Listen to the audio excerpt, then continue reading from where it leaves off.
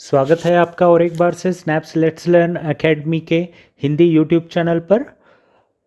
पिछले लेक्चर में हमने डिस्कस किया था स्टोरेज स्ट्रक्चर्स के बारे में और इस लेक्चर में हम डिस्कस करेंगे आईओ स्ट्रक्चर यानी इनपुट आउटपुट स्ट्रक्चर के बारे में। इनपुट आउटपुट स्ट्रक्चर के बारे में जब हम डिस्कस करते हैं तो सबसे पहले यहाँ पे स्टोरेज की बात हो रही है। तो स्टोरेज यानी स्टोरेज भी एक प्रकार का इनपुट आउटपुट डिवाइस है, यानी कि keyboard, mouse, joystick, light pen, monitor, printer जैसे बहुत सारे इनपुट आउटपुट डिवाइसेस होते हैं कंप्यूटर में। उसमें भी एक स्टोरेज भी ऐसा एक डिवाइस है, वो भी एक आईओ डिवाइस के श्रेणी में आता है।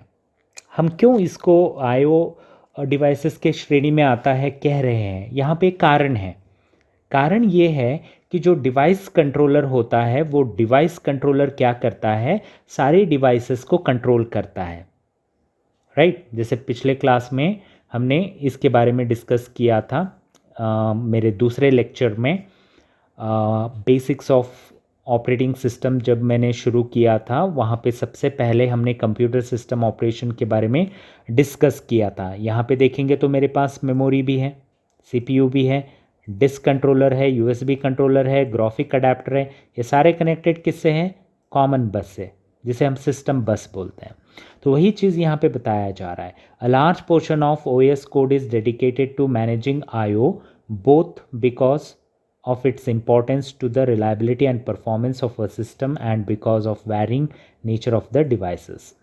यानी यहाँ पे ये बताया जा रहा है कि जो large portion of OS code है वो डेडिकेटेड होता है आईओ ऑपरेशंस को परफॉर्म करने के लिए, राइट। यानी आईओ डिवाइसेस को मैनेज करना और ऑपरेशंस को परफॉर्म करने के लिए ऑपरेटिंग सिस्टम का बहुत बड़ा हिस्सा या कोड का जो हिस्सा है, प्रोग्राम का जो हिस्सा है, वो इन डिवाइसेस को मैनेज करने के लिए रखा गया है या वो कोड मैनेज करता है। क्योंकि इससे इन आईओ डिवाइसेस से हम कंप्यूटर की रिलायबिलिटी और परफॉर्मेंस को मेजर करते हैं। क्योंकि आईओ डिवाइसेस तेज़ी से काम करेंगे, मेमोरी तेज़ी से काम करेगा, सारे डिवाइसेस तेज़ी से काम करेंगे, अच्छे से काम करेंगे, तो रिलायबिलिटी और परफॉर्मेंस इंक्रीज़ होगा, वरना डिग्रेड हो जाएगा परफॉर्मेंस और रिलायबिलिटी, ठीक है। तो उस कारण से बहुत बड़ा पोर्शन ऑपरेटिंग सिस्टम का डेडिकेटेड है जो आईओ डिवाइसेस को मैनेज करता है। A general purpose computer system consisting of CPU, multiple device controller that are connected through a common bus. जैसे अभी मैंने बताया आपको, यहाँ पे जो कॉमन बस होता है उससे मेरा चाहे वो सीपीयू हो, मेमोरी हो, सारे डिवाइसेस कनेक्टेड रहते हैं, ठीक है। Each device controller is in charge of a specific type of device, यानी हर एक डिवाइस के लिए एक इंचार्ज होता है, ठीक है, इंचार्ज होता है। जैसे डिस्क कंट्रोलर है, डिस्क को कंट्रोल करने के लिए, यूएसबी कंट्रोलर है, यूएसबी डिवाइस को कंट्रोल करने के लिए, मॉनिटर या आउटपुट डिवाइस को कंट्रोल करने के लिए ग्राफिक अडेप्टर है, ठीक है। तो ऐसे हमारे पास क्या होते हैं, जो कंट्रोलर्स होते हैं वो डिवाइसेस को कंट्रोल करते हैं, ओके। तो इस डायग्राम में मैंने डिवाइस कंट्रोलर को भी यहाँ पे मेंशन किया है और ये क्या मेंटेन करता है, एक तो लोकल बफर को मेंटेन करता है, दूसरा set of special purpose registers को मेंटेन करता है। यानी कि हर डिवाइस, चाहे वो डिस्क कंट्रोलर हो, यूएसबी कंट्रोलर हो, ग्राफिक अडेप्टर्स हो, ये सारे क्या करते हैं, ये सारे डिवाइस ड्राइवर्स है, ये लोकल बफर स्टोरेज को भी मेंटेन करते हैं और set of special purpose registers को भी मेंटेन करते हैं। तो जब हम ऑपरेटिंग सिस्टम्स होते हैं तो ऑपरेटिंग सिस्टम में जो डिवाइस कोई कनेक्ट होता है तो ऑपरेटिंग सिस्टम क्या मांगता है, डिवाइस ड्राइवर मांगता है। यानी कि उस डिवाइस को चलाने के लिए जो ड्राइवर चाहिए, जो सॉफ्टवेयर चाहिए वो मांगता है, ठीक है। तो operating system have device driver, यानी ऑपरेटिंग सिस्टम के पास ये जो सॉफ्टवेयर है डिवाइस के, ये सॉफ्टवेयर्स होते हैं, राइट। यानी कि मैं कीबोर्ड कनेक्ट करूँगा तो ऑटोमेटिकली ऑपरेटिंग सिस्टम उस कीबोर्ड को डिटेक्ट करेगा, उसके ड्राइवर को इंस्टॉल करेगा या फिर चलाएगा और मुझे कीबोर्ड ऑपरेटिंग के लिए परमिट करेगा। ठीक है। So this device driver understand the device controller, यानी कि ये डिवाइस ड्राइवर अंडरस्टैंड करता है डिवाइस कंट्रोलर को, और इसके साथ साथ हम क्या करते हैं, इंटरफेस भी प्रोवाइड करते हैं ऑपरेटिंग सिस्टम के साथ। किस प्रकार से हम एक ऑपरेशंस को परफॉर्म करते हैं, right, working on IO, how we can perform an IO operations, right? So there is a device driver loads the appropriate register within the device controller, यानी कि जो भी काम करना है IO operations के लिए जो डिवाइस ड्राइवर होते हैं वो क्या करते हैं, appropriate registers को लोड करते हैं, राइट, जिससे डिवाइस कंट्रोलर को आसानी हो और डिवाइसेस को कंट्रोल कर सके, चला सके, मैनेज कर सके। Device controller in turn examines the content of these register to determine what action to take, यानी डिवाइस जो कंट्रोलर होते हैं वो एग्जामाइन करते हैं, किसे एग्जामाइन करते हैं, किसे चेक करते हैं, रजिस्टर्स को, ठीक है, डिवाइस के रजिस्टर्स को, कि किस प्रकार का एक्शन लेना है, किस प्रकार का काम करना है। Okay, the controller starts the transfer of data from the device to its local buffer, यानी जो डिवाइस कंट्रोलर होते हैं वो क्या करते हैं, वो डेटा को ट्रांसफ़र करते हैं, कहाँ से, डिवाइस से लोकल बफर को ट्रांसफ़र करते हैं, राइट। जो डिवाइस ड्राइवर के पास भी जो डेटा होता है वो उस डेटा को क्या किया जाता है, लोकल बफर स्टोरेज में ट्रांसफ़र किया जाता है। Once the transfer of the data is completed, यानी कि जो लोकल बफर स्टोरेज में एक बार डेटा आ गया, the device controller informs the device driver via an interrupt that it has finished its operation, यानी जो डिवाइस कंट्रोलर होता है वो क्या करता है, जो डिवाइस ड्राइवर होता है उस डिवाइस ड्राइवर को इन्फॉर्म करता है इंटरप्ट के द्वारा कि जो मेरा डाउनलोडिंग का काम है या डेटा ट्रांसफ़र का काम है वो ख़त्म हुआ है बोल के डिवाइस ड्राइवर को बताता है, इन्फॉर्म करता है।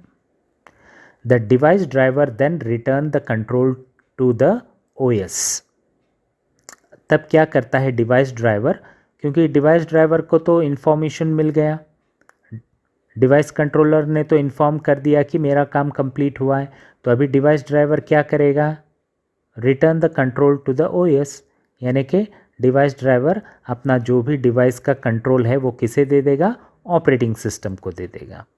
Okay, so this form of interrupt driver IO is fine for moving a small amount of data but it can produce high overhead when used for bulk data movement, यानी इस प्रकार का जो मूवमेंट है, movement यानी कि जो data transfer है, राइट, जो डेटा ट्रांसफ़र है डिवाइस से लोकल बफर में ट्रांसफ़र करने का, वो छोटे कामों के लिए अच्छा है, या स्मॉल अमाउंट ऑफ डेटा मतलब छोटे डेटा को ट्रांसफ़र करने के लिए ठीक है, नंबर ऑफ़ ओवरहेड ज़्यादा जनरेट नहीं होंगे।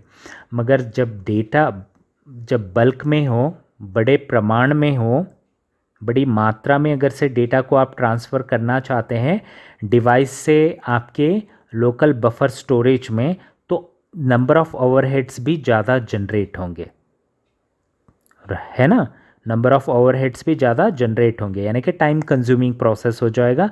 नंबर ऑफ़ ओवरहेड ज़्यादा जनरेट होगा तो नंबर ऑफ़ मिली सेकेंड कह लीजिए, या जो टाइम है वो ज़्यादा लेगा, जब वो ज़्यादा लेगा तो एक प्रकार का दिक्कत हो जाएगा, ठीक है। तो इस प्रॉब्लम को सॉल्व करने के लिए हमारे पास एक तरीका मौजूद है, उस तरीके का नाम है या उस एक सलूशन का नाम है डायरेक्ट मेमोरी एक्सेस, जिसे DMA भी कहा जाता है, ठीक है। तो अब ये DMA क्या करता है, अब ये जो DMA होता है ये क्या करता है, after setting up a buffer pointer and counter for the IO device, यानी आईओ डिवाइस के लिए जो बफर और पॉइंटर काउंटर सेटअप करने के बाद device controller transfer an entire block of data directly to और from its buffer storage to memory with no intervention by the CPU. यानी कि जो डिवाइस कंट्रोलर होता है, जो ब्लॉक ऑफ डेटा होता है, वो ब्लॉक ऑफ डेटा क्या करेगा, डायरेक्टली ट्रांसफ़र करेगा। किसे ट्रांसफ़र करेगा? बफर स्टोरेज के मेमोरी को ट्रांसफ़र करेगा, राइट। बफर स्टोरेज के मेमोरी को डायरेक्ट ट्रांसफ़र करेगा, वाया मेमोरी ट्रांसफ़र नहीं करेगा। No intervention by the CPU. आप यहाँ पे भी इस डायग्राम में देख सकते हैं, ठीक है। प्रीवियस में भी यही डायग्राम था, यहीं इस एक स्लाइड में भी यही डायग्राम है। यानी कि मेमोरी के द्वारा अगर से कोई डिवाइस मेमोरी को एक्सेस करना चाहता है तो वो क्या करेगा, सीपीयू के द्वारा इंटरप्ट करके सीपीयू को डेटा मूवमेंट करेगा, इंस्ट्रक्शन को एग्जीक्यूट करेगा, ठीक है। मगर जब डायरेक्ट मेमोरी एक्सेस आ जाता है तो डायरेक्ट मेमोरी एक्सेस के द्वारा हम क्या करते हैं बोले तो, जब डिवाइस कंट्रोलर होता है वो डिवाइस कंट्रोलर यानी कि ये जो डिवाइस है, ये डिवाइस कंट्रोलर क्या करेगा, आपको डायरेक्टली डेटा ट्रांसफ़र करेगा। कहाँ से? बफर स्टोरेज मेमोरी से आपके डिवाइस को, यानी यहाँ से यहाँ पे, ठीक है, डायरेक्ट डेटा ट्रांसफ़र हो जाएगा। उसी लिए अभी जब हम ये डीएमए इस्तेमाल करते हैं, डायरेक्ट मेमोरी एक्सेस को जब हम इस्तेमाल करते हैं तो ये क्या करता है, ऑपरेशन की गति को भी बढ़ाता है और डेटा ट्रांसफ़र के गति को भी बढ़ाता है। यानी कि दोनों भी फ़ायदा होंगे यहाँ पे। यानी जो मेमोरी ऑपरेशन है, मेमोरी ऑपरेशन भी फास्ट होता है और जो डेटा ट्रांसफ़र है उसके गति को भी ये डीएमए बढ़ाता है, ठीक है। तो इस प्रकार से अगर से कंप्यूटर में देखेंगे तो ज़्यादातर डेटा क्या होता है, सीपीयू के द्वारा ही प्रोसेस होता है। मगर जब कंप्यूटर में कुछ ऐसा डेटा प्रोग्राम होता है जहाँ पे हम डीएमए का इस्तेमाल करते हैं तो बिना उस डेटा को हम सीपीयू में भेजे हुए, बिना प्रोसेस किए हुए भी हम डायरेक्ट क्या कर सकते हैं, डिवाइस से मेमोरी को ट्रांसफ़र कर सकते हैं, okay. So while the device controller performing these operations, the CPU is available for accomplishing the other work. यानी जब डीएमए काम करते रहता है, डिवाइस से मेमोरी को डेटा ट्रांसफ़र करते रहता है या मेमोरी से डिवाइस को डेटा ट्रांसफ़र होते रहता है, तो सीपीयू क्या करता है, दूसरे कामों को परफॉर्म करता है। कुछ इस प्रकार का काम इस एक आईओ ऑपरेशंस में परफॉर्म होता है, ठीक है। सो होप आपको ये वीडियो भी समझ में आया होगा। अगर से आपको समझ में नहीं आया या कोई डाउट है तो कमेंट करना ना भूलें। और अगले वीडियो में, अगले लेक्चर में हम बात करेंगे कंप्यूटर सिस्टम आर्किटेक्चर के बारे में। उस लेक्चर में हम जानेंगे कि कंप्यूटर सिस्टम का आर्किटेक्चर क्या होता है ऑपरेटिंग सिस्टम के नज़रिए से। तो मिलते हैं अगले वीडियो में। धन्यवाद। सी यू इन नेक्स्ट लेक्चर।